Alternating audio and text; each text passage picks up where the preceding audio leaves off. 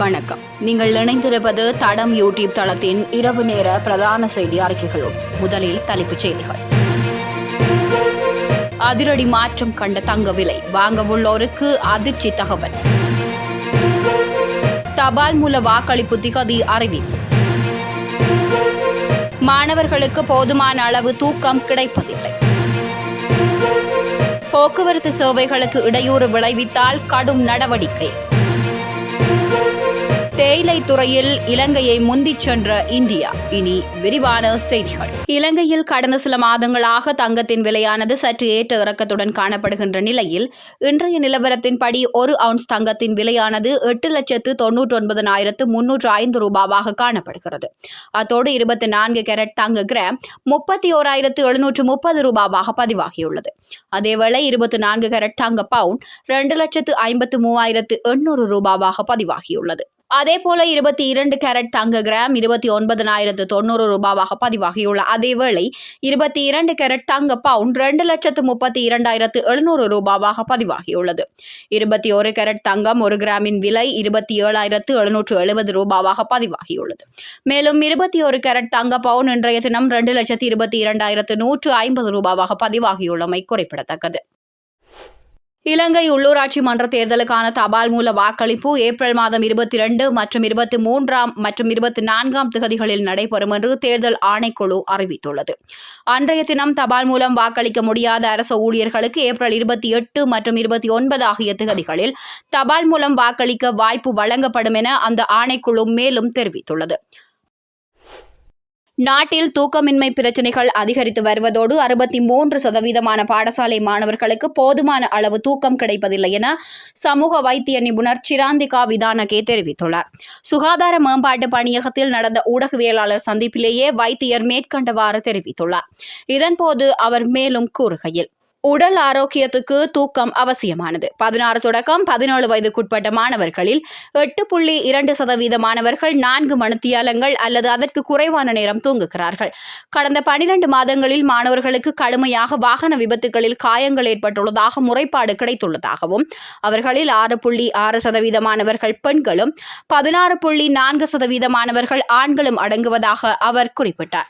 அதேவேளை கணிசமான எண்ணிக்கையிலான பாடசாலை மாணவர்கள் வன்முறை மற்றும் தற்செயலான காயங்களுக்கு உள்ளாகியுள்ளனர். அதேவேளை 47.9% மாணவர்கள் ஆசிரியர்களால் தாக்கப்படுவது தொடர்பில் முறைப்பாடு அளித்துள்ளதாக புள்ளி விவரங்கள் சுட்டிக்காட்டுகின்றன. மேலும் கடந்த 12 மாதங்களில் 6.1% மாணவர்கள் கட்டாயப்படுத்தி பாலியல் செயற்பாடுகளில் ஈடுபடுத்தப்படுகின்றனர் எனவும் ஆண்களிடையே இது அதிகளவு பதிவாகியுள்ளதாகவும் சமூக வைத்திய நிபுணர் சிராந்திகா விதானகே தெரிவித்துள்ளார். இலங்கையில் பொது போக்குவரத்து சேவைகளுக்கு இடையூறு விளைவிப்பவர்களுக்கு எதிராக சட்டத்தை கடுமையாக அமுல்படுத்த முடிவு செய்யப்பட்டுள்ளதாக தெரிவிக்கப்பட்டுள்ளது. இந்த தீர்மானம் போக்குவரத்து, நெடுஞ்சாலைகள், துறைமுகங்கள் மற்றும் சிவில் விமான போக்குவரத்து அமைச்சினால் மேற்கொள்ளப்பட்டுள்ளது. அதேவேளை எதிர்காலத்தில் அத்தியாவசிய சேவைகளை சீர்குலைக்க யாருக்கும் இடமளிக்க கூடாது என்று பிரதி அமைச்சர் பிரசன்ன குணசேன தெரிவித்தார். கடந்த 24ஆம் தேதி காலி மாத்தறை பேருந்து சாரதி மீது தாக்குதல் நடாத்தப்பட்ட சம்பவத்தை தொடர்ந்து அமைச்சர் இந்த கருத்தை வெளியிட்டார். அத்துடன் தாக்குதலை நடத்திய லாரி சாரதி மற்றும் முச்சக்கர வண்டி சாரதி மற்றும் அதற்கு ஆதரவளித்தவர்கள் மீது சட்டம் கடுமையாக அமுல்படுத்தப்படும் என்று பிரதியமைச்சர் மேலும் தெரிவித்தார். சம்பவம் தொடர்பில் அனைத்து சந்தேக நபர்களும் தற்போது கைது செய்யப்பட்டு எதிர்காலத்தில் நீதிமன்றத்தில் ஆஜர்படுத்தப்பட உள்ளதாகவும் பிரதியமைச்சர் மேலும் குறிப்பிட்டார். கடந்த சில ஆண்டுகளாக பிரச்சினைகளில் சிக்கி தவிக்கின்ற போதும் இந்திய தேயிலைத்துறை இலங்கையின் தேயிலைத்துறையை முந்திச் சென்றுள்ளது. இந்திய தேயிலை சபை வெளியிட்ட தரவுகளின்படி 2024ஆம் ஆண்டில் இந்தியா 254 மில்லியன் கிலோ தேயிலையை ஏற்றுமதி செய்துள்ளது. இதன் மூலம் உலகின் 2வது அதிக ஏற்றுமதியாளராக மாறியுள்ளது. உலக தேயிலை ஏற்றுமதியில் கென்யா முதலிடத்தை தக்க வைத்துக் கொண்டாலும் இந்தியா இலங்கையை முந்திச் சென்று 2ஆம் இடத்தை பிடித்துள்ளது.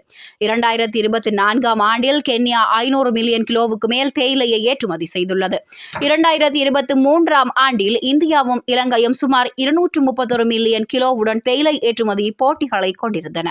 எனினும் 2024ஆம் ஆண்டில் இந்தியா 24 மில்லியன் கிலோ கூடுதல் ஏற்றுமதியுடன் இலங்கையை இந்தியா முந்தியுள்ளது. இந்த நிலையில் இந்தியாவில் 2024 தேயிலை ஏற்றுமதி 7,112 கோடி ரூபாய்களாகும். 2030ஆம் ஆண்டுக்குள் இந்தியா 300 மில்லியன் கிலோ ஏற்றுமதி என்ற இலக்கை எட்டும் என்று எதிர்பார்க்கப்படுகிறது. இத்துடன் இரவு நேர பிரதான செய்தி அறிக்கைகள் யாவும் நிறைவடைந்தன.